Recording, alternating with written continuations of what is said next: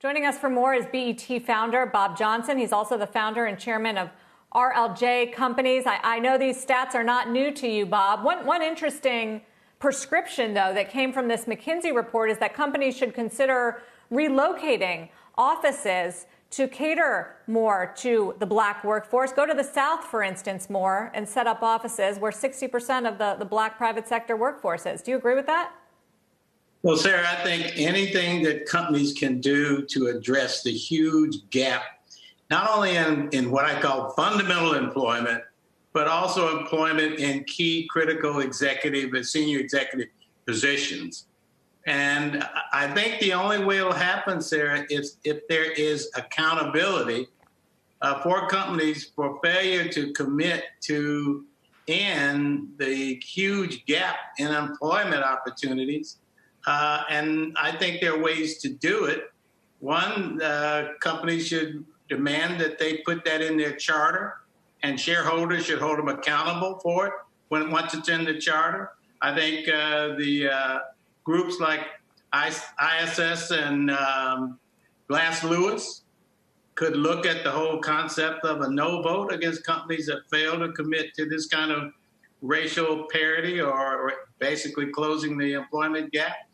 And I think the corporations, all of them, big and small, could adopt the policy akin to the NFL's Rooney Rule, which required owners of football teams to interview at least 2 minorities for key positions like coach and GM before they can make a hire. Now, they had a penalty of a fine if they failed to do so. I'm not sure we want to go to fine with corporations because they can easily pay the fine. I think there should be some sort of moral equivalent that if you fail to do it, you are singled out and your stock is reported as failing in that, causing certain people who believe in this form of racial equity and racial equality to take their stock, take their investments other places.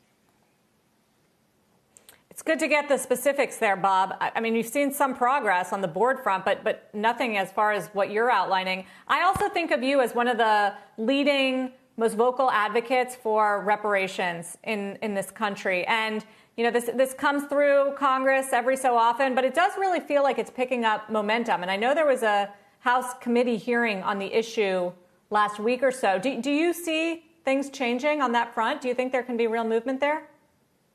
Unfortunately, Sarah, I don't. I would draw your attention and all the viewers here to read a very informative and provocative article that came out of Axios called 10 Myths About Closing the Wealth Gap. And that article took on every notion that people have today as to how best to close the wealth gap.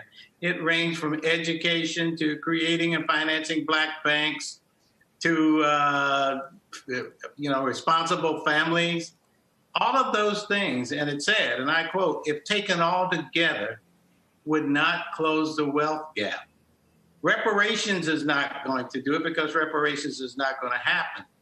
What needs to happen is that the leaders in the country, in the government, corporate America, intellectuals, whoever you want to point to, need to recognize that unless this country makes racial parity, and I mean racial parity, not what I call identity politics parity, which in many ways is diluting racial issues. For example, as you add more disparate groups and divergent groups who have to be taken care of by programs or policies, it dilutes the opportunities for millions of black Americans.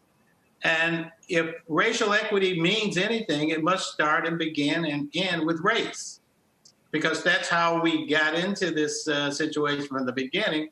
It was based on systemic race discrimination that still exists in many ways. So I think it goes to accountability. Companies understand return on investment capital. Mm-hmm. They understand return on equity. They understand total shareholder return.